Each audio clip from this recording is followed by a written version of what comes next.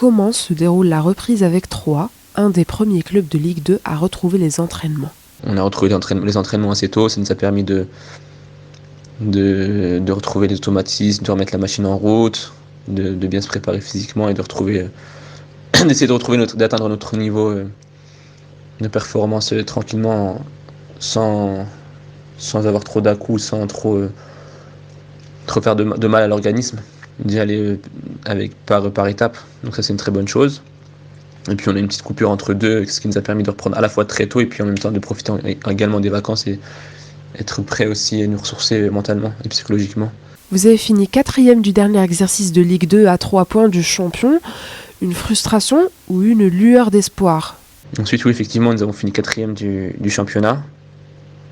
Et du coup, c'est à la fois une frustration car on était très proche des deux premiers, sachant que c'est des équipes qu'on a pu battre durant le championnat. Et du coup, après une lueur d'espoir, effectivement, car on garde le même groupe et puis il y avait un très bon état d'esprit, donc c'est à nous de garder cela et puis de tout faire pour être encore meilleur et de renforcer nos points où on doit s'améliorer.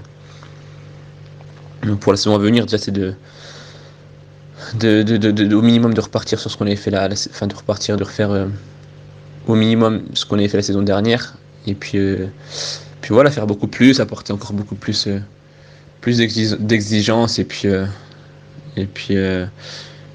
voilà, pas se prendre la tête surtout et bien travailler pour tout faire, en tout cas donner tous les ingrédients, mettre tous les ingrédients en notre faveur pour qu'on puisse être le plus performant possible.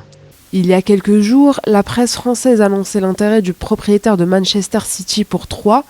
Qu'en pensez-vous? Écoutez, actuellement, le président est très bien et puis vraiment proche de nous, avec un état d'esprit très familial et vraiment très modeste. Il est très humble et très modeste, donc c'est pour l'image du club, pour les joueurs, il dégage une très bonne image et puis nous, c'est un exemple à prendre pour quelqu'un qui a très bien réussi sa vie. Donc après, pour le reste, on verra ce qu'il en sera, mais en tout cas pour nous, on va dire, ça nous préoccupe. Pour le moment, ça nous préoccupe pas plus que cela, quoi. On s'intéresse, enfin, on ne porte pas trop d'attention à ces choses-là. On sait que c'est des choses qui sont fréquentes dans le foot, mais ça nous perturbe pas du tout. Et puis on verra ce qu'il en sera avec toutes les rumeurs qu'il y a dans le foot également. Dans ces moments-là, il faut toujours attendre le concret pour voir pour s'attarder sur ces choses-là, justement. Vous qui avez côtoyé l'ancien sélectionneur des Lions de l'Atlas, Hervé Renard, comment le jugez-vous?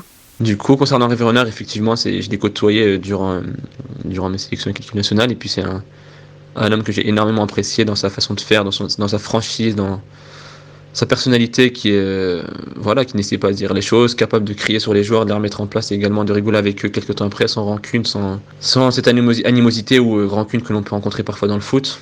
Il arrive à passer au-dessus de cela, à rigoler, à crier sur les joueurs et en même temps être très, très joyeux, dans la bonne humeur, et c'est très agréable de travailler dans ces conditions-là. Vous n'avez pas encore connu l'actuel sélectionneur national Vahid Halilovic. Comment le voyez-vous aujourd'hui? Donc je le vois pareil comme un coach très, très strict, très rigoureux et puis qui sait également ce qu'il veut. Donc il a prouvé avec d'autres sélections, avec certains clubs. Donc voilà, je pense que ça peut faire du bien également à la sélection et j'espère que ça portera ses fruits pour les années à venir. Avez-vous l'ambition de retrouver les Lions à 2 ans de la CAN camerounaise et du mondial qatari? Il y a de très bonnes choses à venir concernant l'équipe nationale. Après, on va pas se mentir, ça reste dans le coin de... Pour un joueur qui a connu l'équipe nationale, ça reste et ça restera, je pense, toujours dans un coin de sa tête. Donc tant qu'il est dans les capacités de retrouver l'équipe nationale, ça restera toujours dans un coin de sa tête. Après, certes, il faut être optimiste et il faut être assez réfléchi, assez lucide pour savoir que voilà, aujourd'hui en Ligue 2, le but c'est de faire une très grosse saison, pourquoi pas être appelé en Ligue 2.